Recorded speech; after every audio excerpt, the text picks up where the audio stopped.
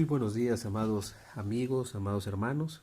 Vamos a iniciar nuestro día con Dios y vamos a hablar de un tema muy importante respecto a la familia. Y esta mañana vamos a hablar respecto a los hijos.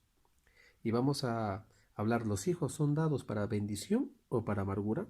Tú que tienes tus hijos en casa, es bueno que podamos ver desde el punto de vista de los padres eh, cuál es la realidad de nuestros hijos. Hoy este tema lo vamos a tomar del pasaje de 1 de Samuel, capítulo 1, del versículo 1 al 28, eh, en el nacimiento de un niño que fue formado.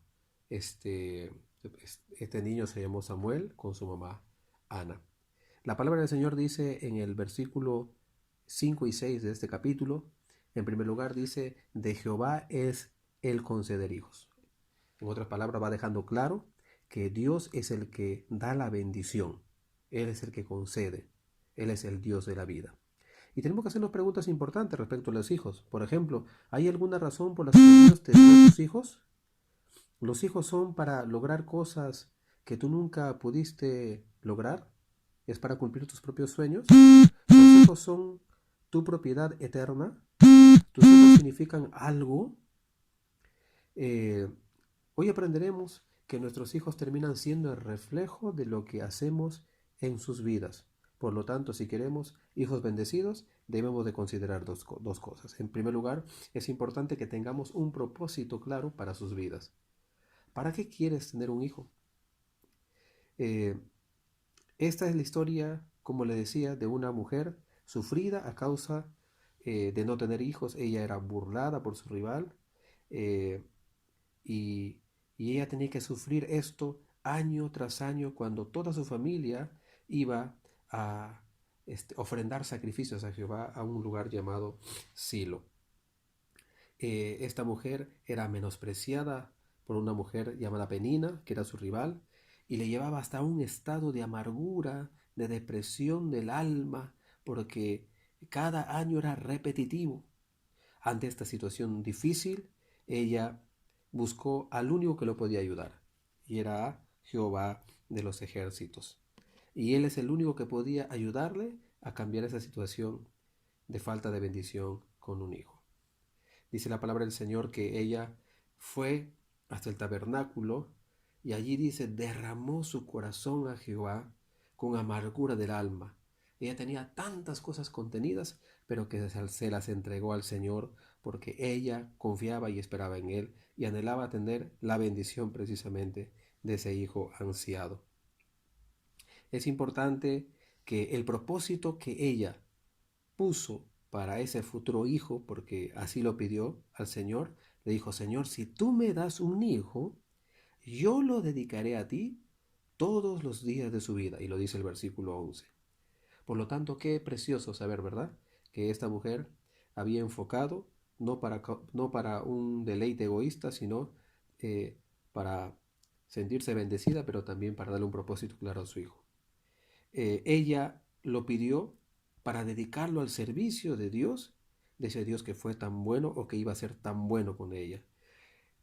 Por otro lado, dar al hijo eh, para un propósito en Dios, pedir un hijo de esa manera, le estaba asegurando a ser un hijo bendecido. ¿Qué hijo que uno pide a Dios para proyectarlo en un servicio dedicado al Señor, no será un hijo bendecido? Claro que sí.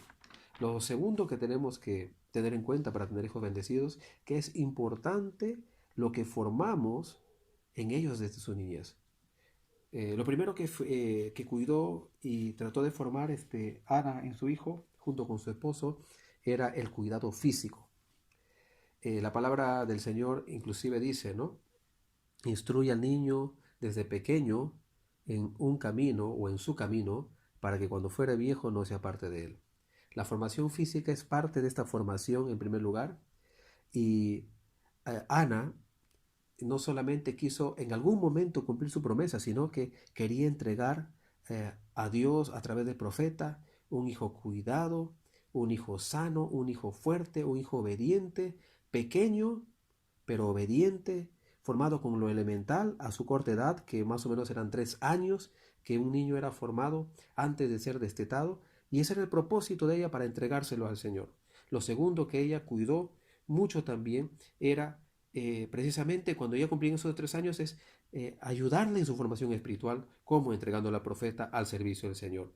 Ella tomó con algo tan importante esta formación espiritual, esta formación al servicio del Señor. Y ojo, ellos lo hicieron con tanto gusto. La palabra del Señor nos muestra en este pasaje que ellos lo hicieron con gozo.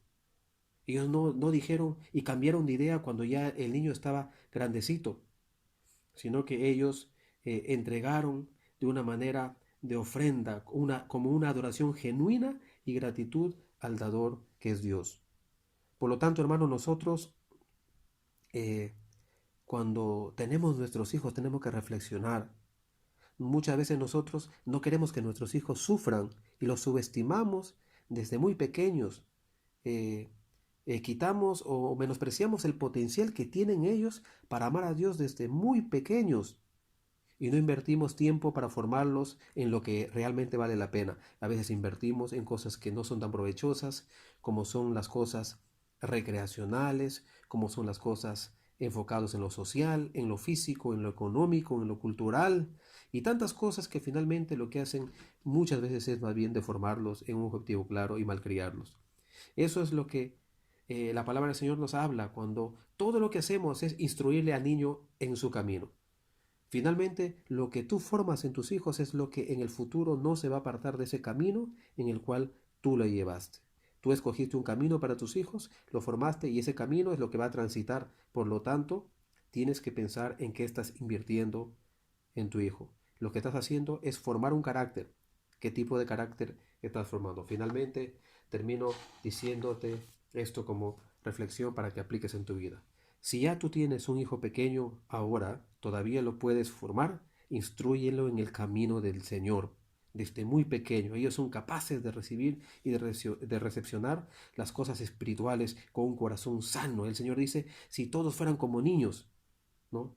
Dejen que los niños vengan a mí. O sea, tenemos un campo para trabajar allí. Lo otro que tenemos que considerar es que si ya tus hijos son grandes, son mayores, y por otro lado, ellos han sido instruidos correctamente en las cosas de Dios, déjame decirte que eres un hombre bendecido y vas a cosechar del fruto de tu trabajo porque has sembrado en el corazón de ellos cosas que provienen de Dios. Y lo último que también quiero hacerte ver, si tus hijos son todo lo contrario y son amargura para tu alma, ya tú no puedes controlarlos, no puedes hacer nada desde lo físico, solo te queda orar, te queda doblar tus rodillas, así como Ana clamó a Dios y obtuvo respuesta de parte de Dios. Clama a Dios con toda la fuerza de tu corazón para que Dios pueda responderte y darte una segunda oportunidad y tus hijos puedan ser encontrados por Dios y puedan cambiar su corazón.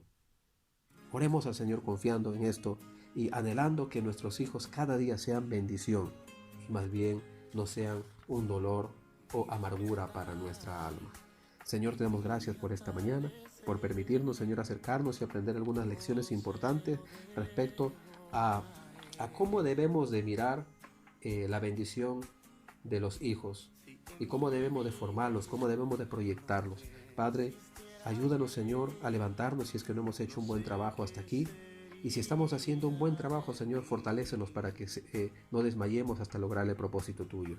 Gracias, Padre, por los hijos que nos has dado, independientemente en el terreno o en el camino que aún estamos aún transitando con ellos.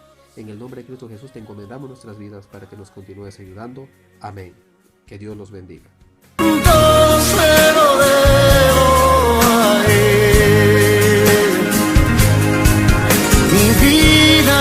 Sustento, mi fuerza y esperanza, todo se lo debo a Él. Si mi aliento Él no fuera el viento, ¿cómo podría vivir? Y si de mi corazón no fuera Él el centro, habría un vacío en mí.